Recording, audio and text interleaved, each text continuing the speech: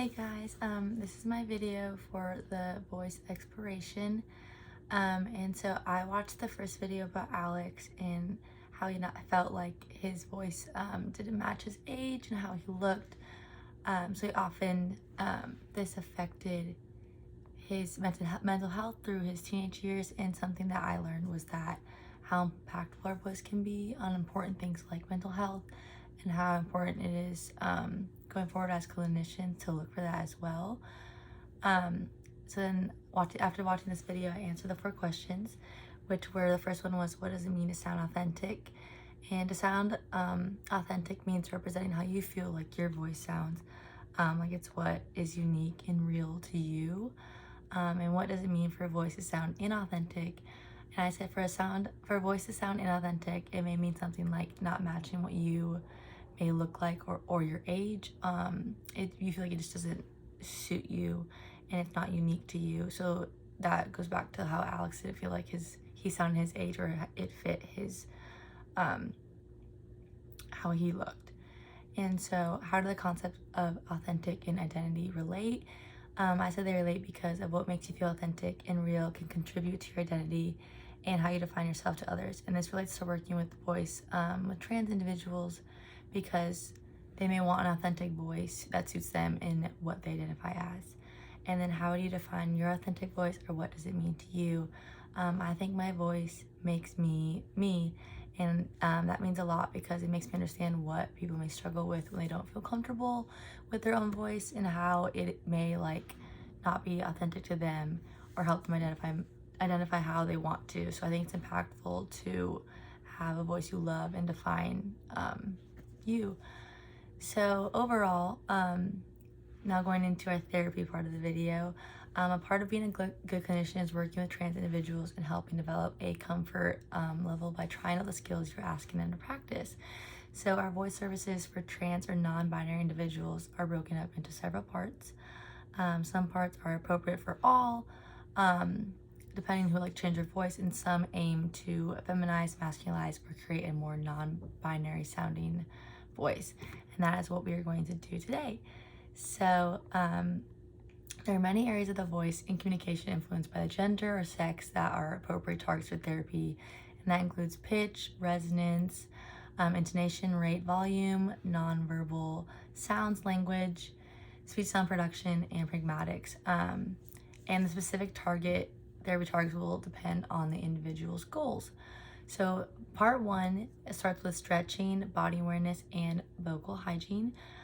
So we would begin by using stretches from LMRVT to prepare the body to produce sounds in new ways.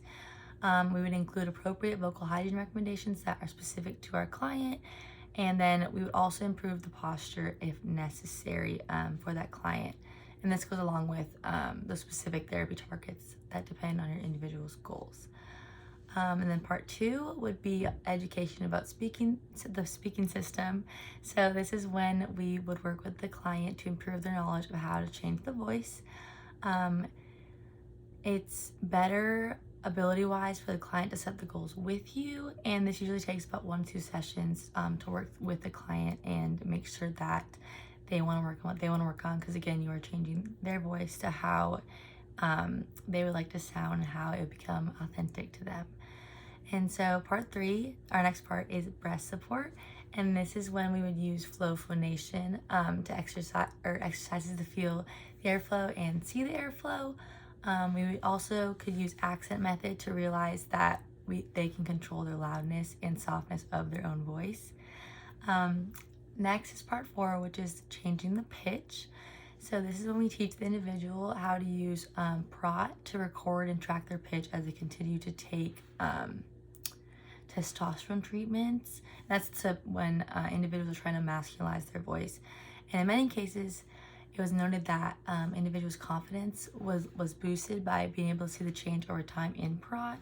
And this is like a reassuring factor that their pitch can get into the male region.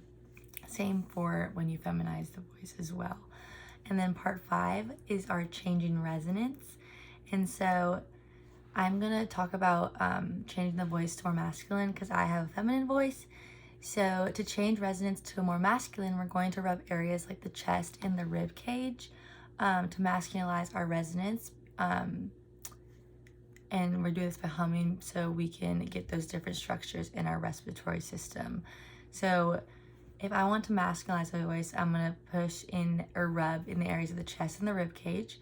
And I want to push fairly hard. So we're going to start at our sides and then move to our upper chest. And then we really want to put our sound into our chest because masculine resonance is all about the sound in the chest. So I'll start by humming and starting here.